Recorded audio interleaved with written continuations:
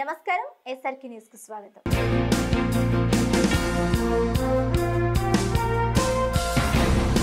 రాజధాని పునర్నిర్మాణ సభ చరిత్రలో నిలిచిపోతుందని పలమనేరు ఎమ్మెల్యే గుంటూరు పశ్చిమ నియోజకవర్గ పరిశీలకులు అమర్నాథ్ రెడ్డి అన్నారు. శ్రీనివాసరావుపేటలో ఎమ్మెల్యే గల్లా మాధవి అధ్యక్షతన గురువారం సన్నాహక సమావేశం జరిగింది. తూర్పు పశ్చిమ నియోజకవర్గాల నుండి 60,000 మందికి పైగా హాజరవుతారని అంచనా వేస్తున్నామని చెప్పారు.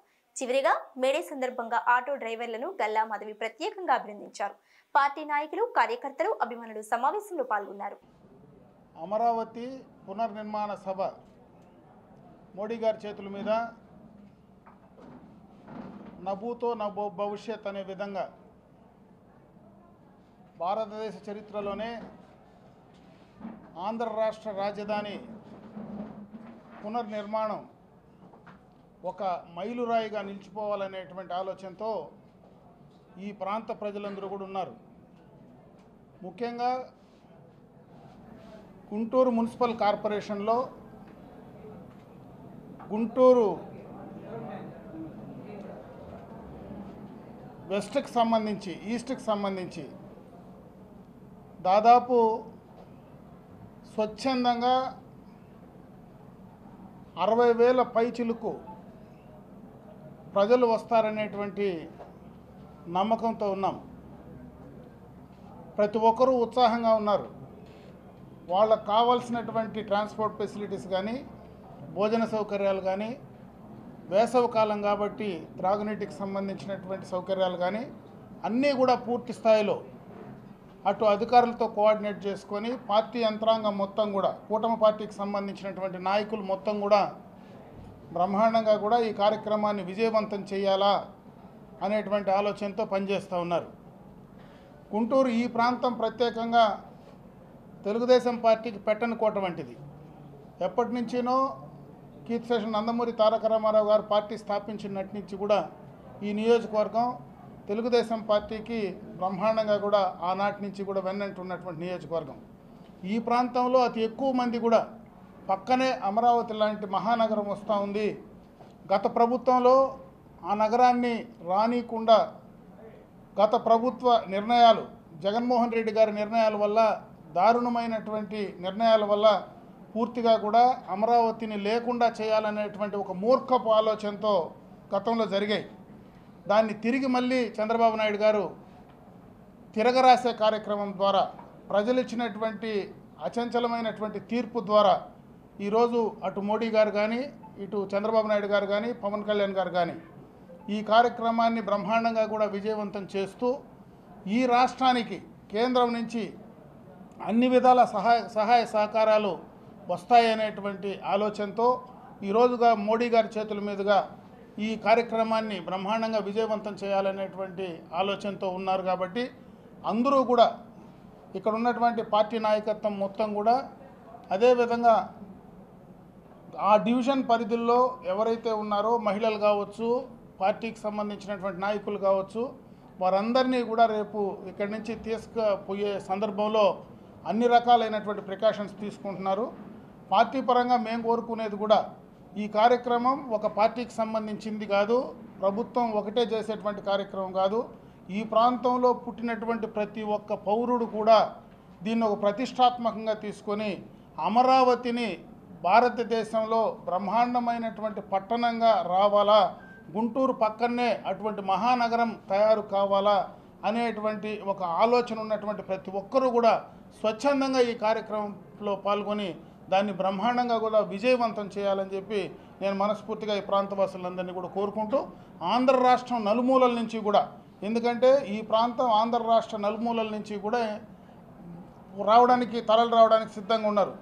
దేశం, రాష్ట్రం పట్ల కాంగ్రెస్ తర్వాత వైసీపీకి ప్రేమ లేదని బీజేపీ రాష్ట్ర అధికార ప్రతినిధి వల్లూరు జయప్రకాష్ నారాయణ అన్నారు. రాజధాని పునఃప్రారంభానికి ఆహ్వాన పత్రిక అందించడానికి వెళితే జగన్ తలుపులు తెరవకపోవడం దుర్మార్గమని ధ్వజమెత్తారు. రాజధాని అభివృద్ధి జగన్ కి ఇష్టం లేదని ఆయన అన్నారు. పహల్గాం దాడిలో మృతి చెందిన వారి కోసం మాట్లాడలేని జగన్ సింహాచలం గోడకూలిన ఘటనపై శవరాజకీయం చేయడం సిగ్గుచేటన్నారు. చంద్రమౌళి నగర్లోని క్యాంపు కార్యాలయంలో గురువారం చేసి మాట్లాడారు. జిల్లా అధ్యక్షుడు తిరుపతిరావు మాట్లాడుతూ రాష్ట్రాభివృద్ధి కూటమి ద్వారానే సాధ్యపడుతుందని చెప్పారు. అయితే మన ఆంధ్ర రాష్ట్రం చరిత్రలో ఒక సువర్ణ అధ్యాయం రేపటి నుంచి మొదలు కాబోతా ఉంది. మే 2వ తారీఖున మన ప్రీతమ ప్రధానమంత్రి నరేంద్ర మోదీ గారు 3వసారి ముచ్చటగా మన రాష్ట్రానికి రాబోతూ ఉన్నారు.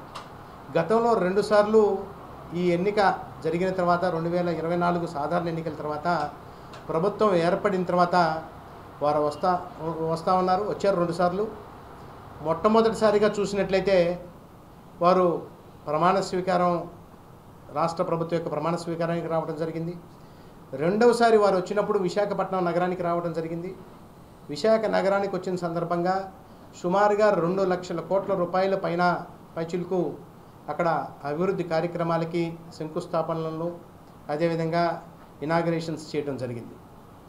ఇప్పుడు 3వసారి మన రాష్ట్రానికి ముఖ్యంగా మన రాజధాని ఏదైతే గత 5 సంవత్సరాల పాటు గత పాలకుల వల్ల నిర్లక్ష్యానికి గురి కాబడి అరాచకంగా పరిపాలించినటువంటి పరిస్థితుల నుంచి ఇవాళ పునర్నిర్మాణ దిశగా గత 10 నెలల పాటు చేసుకున్నటువంటి అనేక కార్యక్రమాలని ఇవాళ నరేంద్ర మోదీ గారి యొక్క నాయకత్వంలో కేంద్ర ప్రభుత్వం అదేవిధంగా చంద్రబాబు నాయుడు గారి నాయకత్వంలో రాష్ట్ర ప్రభుత్వం ఉమ్మడిగా ఉన్నటువంటి ఎన్డీఏ కూటమి యొక్క నిబద్ధతను తెలియజేసే విధంగా ప్రపంచ స్థాయి అంతర్జాతీయ స్థాయి రాజధాని నిర్మాణం కోసం శంకుస్థాపనలు చేసేదానికోసం అని చెప్పి మన ప్రీతమ ప్రధానమంత్రి గారు ఇవాళ రాబోతూ ఉన్నారు.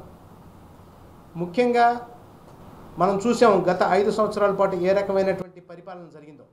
పదే మనం చెప్పుకోవటం వల్ల ఎటువంటి లాభం లేనప్పటికీ కూడా ప్రజలందరికీ కూడా వాళ్ళ యొక్క మనసులో నుంచి చెరుగుపోవాలన్నటువంటి ముద్ర వేసి భయాందోళనకు గురి చేసినటువంటి గత 5 సంవత్సరాల పాటు రాష్ట్రాన్ని సర్వనాశనం చేసి అభివృద్ధి దిశలో వెళ్తున్నటువంటి రాష్ట్రాన్ని పాడు చేసినటువంటి పరిస్థితి నుంచి ఇవాళ పునర్నిర్మాణం చేసుకుంటూ పునర్జీవనం చేసుకుంటూ ఆ ప్రాంతంలో ఉన్నటువంటి రైతులు మహిళలు అదేవిధంగా రాష్ట్ర వ్యాప్తంగా ఉన్నటువంటి అనేక మంది కోట్లాది మంది ప్రజల యొక్క ఆకాంక్ష మేరకు ఇవాళ రాజధానిని ఒక అంతర్జాతీయ స్థాయి రాజధానిగా సమ్మిళితమైనటువంటి అభివృద్ధి చెందినటువంటి రాజధానిగా నిర్మించుకున్న క్రమంలో భాగంగా నరేంద్ర మోదీ గారి నాయకత్వంలో రేపొద్దున ఈ కార్యక్రమాన్ని శంకుస్థాపన చేసుకోబోతా ఉన్నాం. అమరావతిలో అండర్ గ్రౌండ్ డ్రైనేజ్తో పాటుగా అక్కడ ఎలక్ట్రిఫికేషను ఇంటర్నల్ రోడ్స్ కానివ్వండి అదేవిధంగా ఆ ప్రాంతానికి సంబంధించినటువంటి అనేక డెవలప్మెంట్లు ముఖ్యంగా గత 5 సంవత్సరాల పాటు ఉన్నటువంటి పాలకులు చెప్పినటువంటి మాట అన్నీ కూడా తాత్కాలికమైనటువంటి భవనాలని చెప్పి మనల్ని ఎద్దేవా చేయడం జరిగింది. అప్పుడు ఉన్నటువంటి 2014 నుంచి 19 దాకా ఉన్నటువంటి పరిస్థితుల్లో ఇమ్మీడియట్గా మనం చేసుకోవడం కోసం తాత్కాలికంగా కొన్ని భవనాలు నిర్మిస్తే ప్రజలందరి ఎదురుకు కూడా మనల్ని దోషిగా నిలబెట్టేటటువంటి ప్రయత్నం గత పాలకులు చేశారు. ఇప్పుడు దానికి ధీటుగా ఇవాళ హైకోర్టు నిర్మాణం శాశ్వత భవనాల నిర్మాణం కోసం అదేవిధంగా శాసనసభ యొక్క శాశ్వత నిర్మాణం కోసం అదేవిధంగా అక్కడ సెక్రటేరియట్ నిర్మాణ సచివాలయ నిర్మాణం కోసం ఒక శాశ్వతమైనటువంటి భవనాలను నిర్మాణం చేసుకోవాలని దాంతోపాటుగా సుమారుగా 5200 మంది కనీసంగా నివసించే విధంగా ఆ ప్రాంతంలో హౌసింగ్ కూడా డెవలప్మెంట్ చేసుకోవాలనే ఉద్దేశంతో ఇవాళ ముందుకు వెళ్తున్నటువంటి పరిస్థితి. తెలుగుదేశం పార్టీ మేడే వేడుకలను కంటితుడుపు చర్యగా కాకుండా కార్మికుల సమస్యలను పరిష్కరించేలా చేయాలని మాజీ ఎంపీ మోదుగుల వేణుగోపాల్ రెడ్డి సూచించారు. బృందావన్ గార్డెన్స్ లోని వైసీపీ కార్యాలయంలో గురువారం వైసీపీ ఆటో యూనియన్ ఆధ్వర్యంలో జరిగిన మేడే వేడుకలలో మోదుగుల పాల్గొని జెండా ఆవిష్కరణ చేశారు. కార్మిక కర్షక వర్గాల సమస్యలపై పోరాటం చేయడంలో తమ పార్టీ పేరుకు తగినట్లు ముందు వరుసలో ఉందని ఆయన అన్నారు. డిప్యూటీ మేయర్ డైమండ్ బాబు, ఆటో యూనియన్ నాయకులు పవన్ తదితరులు పాల్గొన్నారు. నాయకత్వంలో వైఎస్ఆర్ కాంగ్రెస్ పార్టీ ఈ రోజున ప్రతి ఊరు వాడ ఎక్కడైతే కార్మికులు ఉన్నారో ఎక్కడైతే శ్రమ ఉన్నదో అక్కడ ఉండేటువంటి పార్టీ మేడే అంటే ప్రపంచవ్యాప్తంగా జరుపుకునేటువంటి ఏకైక పండుగ దినం. ఇది కార్మికుల శక్తిని కార్మికుల యొక్క శ్రమని దోపిడీ కాకుండా వారికి అండగా ఉన్నటువంటి పొలిటికల్ పార్టీల్లో వైఎస్ఆర్ కాంగ్రెస్ పార్టీ మొట్టమొదటిగా ఉంటుంది. ఈ రోజున మేడే రోజున అనేక మంది కార్మికులు ఈ రోజున వాళ్ళ ఇంట్లో పండగల వాతావరణం చేసుకుంటూ ఉన్నారు. అయితే కార్మికులు కర్షకులు అనేటువంటి రెండు వినాదాలతోటి ప్రపంచం ముందుకెళ్తూ ఉంది. అందుకని ముఖ్యంగా మేడే రోజున మా సోదరుడు పవన్ నాయకత్వంలో ఈ రోజున గుంటూరు జిల్లా వైఎస్ఆర్ కాంగ్రెస్ పార్టీ ఆధ్వర్యంలో ఘనంగా జరుపుకుంటున్నాం.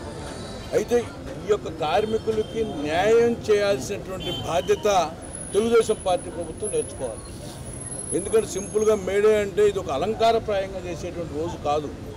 వాళ్ళ కన్నీటి చుక్కల్ని, వాళ్ళ ఆర్తనాదాలని ఆపాల్సినటువంటి మేడే రోజున. అందుకని నేను ఒకటే కార్మికులు కోరుకుంటా ఉన్నాను, మీరు డిమాండ్స్, ఎందుకంటే వైఎస్ఆర్ కాంగ్రెస్ పార్టీలోకి తెలుగుదేశం పార్టీలోకి సంవత్సర కాలంలో ఏ కార్మికుడు ఎంత కోల్పోయాడు అనేటువంటిది కూడా మనం ప్రజల ముందు తీసుకెళ్లాల్సిన బాధ్యత. ఎందుకంటే ఆటోలు రిపేర్కి 10,000 ఇచ్చేవాళ్ళు, ఇప్పుడు ఆ ఊసే లేదు. ఎందుకంటే దాదాపు రోడ్లలో ఉన్నటువంటి ట్యాక్సులు కానీ గిక్సులు కానీ అన్నిటి కూడా వేవ్ ఆఫ్ చేసినటువంటి జగన్మోహన్ రెడ్డి ఎక్కడ, చంద్రబాబు నాయుడు గారు ఎక్కడ. అందుకని మేడే రోజు అనేటువంటిది ఒక అలంకారప్రమైన రోజు కాదు. ఇది డెఫినెట్గా కార్మికులకు అండగా ఉండాల్సిన రోజు. వైఎస్ఆర్ కాంగ్రెస్ పుట్టిందే కార్మికుల శ్రమలో నుంచి, కార్మికుల చెమటలోంచి పుట్టినటువంటి పార్టీ.